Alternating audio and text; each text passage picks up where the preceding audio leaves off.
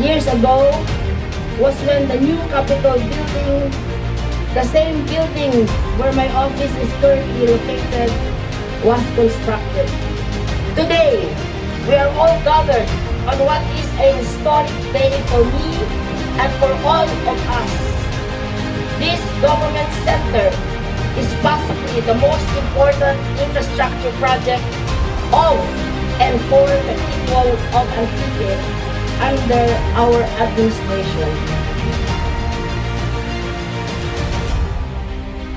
This government center is a crowning achievement for the people of Antique, and it took the efforts of both our provincial and national agencies to make it happen.